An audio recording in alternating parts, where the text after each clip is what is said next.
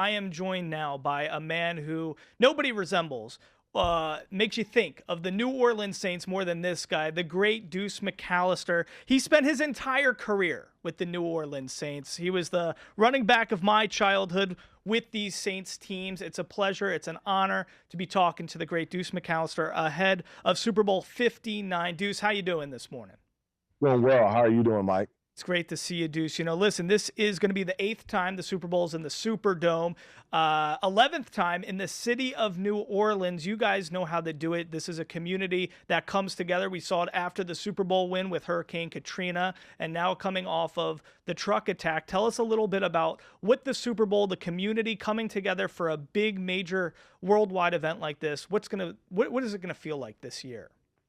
Well, it's going to be special, and we can't wait to be able to showcase and host our city and just show people the resolve that we have as a organization, as a group of people, and just to show that one incident will not deter us from hosting events, and that's kind of who we are, like you guys in Vegas, from a tourist standpoint, and this will not slow us down, and we're excited to be able to host our 11th Super Bowl, and you can see the excitement as well throughout the city. You can actually feel it with the people, just some of the going about their business. You can see the signs going up, you can see the murals, you can see the banners being hung. So this city is ready to host the Super Bowl in a couple of weeks. I can't wait to see the two teams that are on that major stage. Of course, we just saw a little bit of footage. Caesars Superdome, a gorgeous arena, a venue.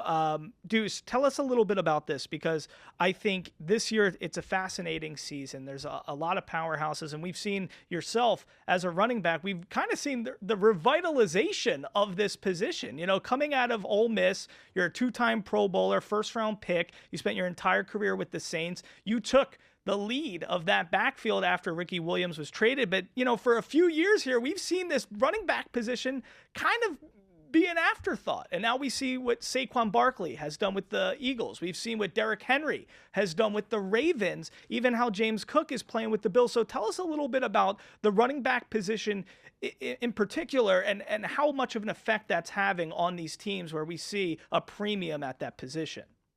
Yeah, for a couple of years there, you see how the running back position was kind of devalued. And now with the guys like you just mentioned and some others having success, maybe that changes that, hey, I do need maybe a lead back, and, I don't have to share the load as much. And the game, it evolves. The game evolves. And so you saw for so long maybe having little defenders and not having to defend the box. And, that changed a little bit where a team say, hey, if you're going to play me this way, we're just going to run the football. And that's kind of what you saw this year. And so I'm proud, I'm pleased. I know a lot of questions, a lot of texts had to be answered by those guys that are playing in the current league, but I'm seeing that I'm happy to see that a more of a premium being put back on the guys that carry the football. And so to be able to host, hopefully, one of those teams that has that elite back, we're excited to do that here in New Orleans. Tell us a little bit about, you were an honorary member of the Super Bowl champion Saints for Super Bowl 44 when they beat the Colts. We all remember that game, the Tracy Porter interception,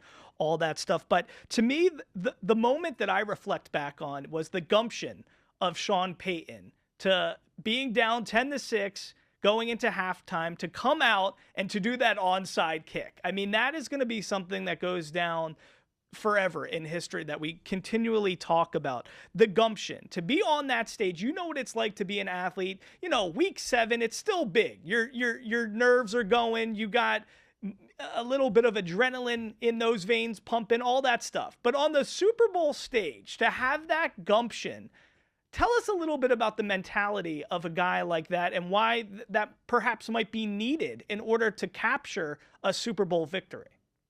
Well, you definitely got to have it. And so I think, one of the things, it starts with the preparation. And that's one of the things that we knew going into that game, that the opportunity would be there. And so going in and talking about it at halftime, Sean had talked about it. It was ambush. And so he was talking about, we're going to do ambush. You had studied it on film. You knew that the opportunity would be there. Now it's just going out and executing. And so it started with the great kick. And once the ball is kicked, now the guys have to go out there and execute and do their job. And that's exactly what they were able to do. And that's no different than what will happen in this upcoming game.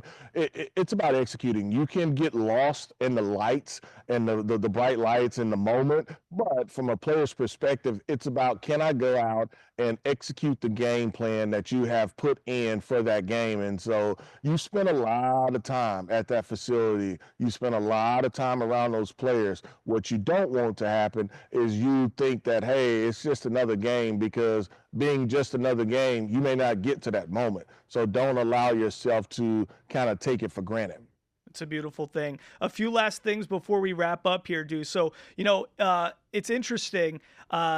Listen, I've never been to New Orleans. My favorite dude on earth of all time, my hero, is Louis Armstrong, born in the great place of New Orleans. It's known for music, Mardi Gras, all that great stuff. We got Kendrick Lamar doing the halftime show. We got John Batiste doing the national anthem. It's going to be a gorgeous thing. Tell us, for people who haven't been to New Orleans like me, okay? Tell us, what is it going to feel like? It's got to be a little extra special when the Super Bowl is in a place like New Orleans. Mike, we got direct flights every day that come from Vegas to New Orleans, so we got to get you here to New Orleans. And so for all the fans that are listening and want to come down, from a gaming aspect, we got that here in New Orleans. You talked about the music, we have that. Whether you like funk, whether you like jazz, whether you like Zydeco, whether we got you covered on the music. The food gets me in trouble and a lot of other people because we have a ton of different dishes. It just doesn't have to be American. You can talk about the Mediterranean, you can talk about the French. You can talk about the seafood, the Cajun, Creole. That's all here, and that's just on the I don't want to call it non-healthy. We have healthy food as well here in New Orleans, but we're excited. We're excited to host not only the fans. There's a lot of different events. The NFL Experience is one that will go on. Media Day starts it, kicks it off as far as the day before. I mean, the Monday before Super Bowl week kicks into the full effect. We are in carnival season now here. So the Saturday, the day before the Super Bowl, we will be hosting a Mardi Gras style Super Bowl parade for fans as well as for both teams. That's all going to happen here in New Orleans. And so just for the fans, come on down. We invite you to come and see the city, experience the city. And if you do have tickets to the game, that's great. But if you don't, we're still going to put on a party for you. Hey, I love it. I think I'm the only dude on earth who's been to Shreveport and had crawfish and hasn't been to New Orleans. I'm pretty sure I'm the only dude on earth who has done that. But listen, you're calling games for the Saints. You're still in the game. Football. Let me ask you one last thing before we leave, because here in Vegas, we got a head coaching vacancy. Same with you guys with the Saints. If you're Mickey Loomis, if you're, the new GM that's going to be here with the Raiders, if you're taking a look at the landscape of the head coaching vacancies and the coaches out there who are available, who would you want? Who would be the guy that's the belle of the ball? Would you want a Deion Sanders? Would you want to try to get Belichick to leave UNC and come back to the pros? Would you want Ben Johnson? Who is the guy that Deuce McAllister would say, this is the guy we need to get? Well, first and foremost, I'm going to look at the situation as far as with the ownership. What does that look like? What is my working relationship with the owner? And then making sure I have the support there. The other part comes into play is working with the GM. I know that's one of the things that the Raiders, they have to get figured out. All right, what's the hierarchy with the GM as well as with the head coach? I mean, because no head coach wants to step into a situation where he doesn't know what that hierarchy is. And from that standpoint, you can start to build a team. In this league, it's hard to win without a quarterback. You can be successful, but to ultimately win it all, you got to have that guy in place. And so I don't care if it's Deion, I don't care if it's Coach Belichick, I don't care if it's Johnson. You've got to figure that part out, and then you've got to have the buy-in from and the support from ownership, the GM, and from the players. There you heard it right there. Deuce McAllister, one of the greatest running backs of all time, a true New Orleans Saint. Deuce is loose. We had a great morning with Deuce McAllister. Enjoy New Orleans. Enjoy Super Bowl 59. I'm from Philadelphia originally. I'm hoping Saquon runs all over the Caesars Superdome on February 9th. Deuce, thank you so much. Any last words? Nah, good luck.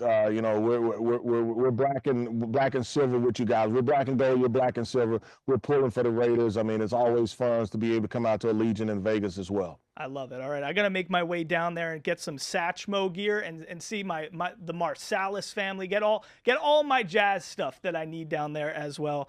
Great seeing you, Deuce. Have a good rest of the day. Thanks so much for spending some time. Thank you.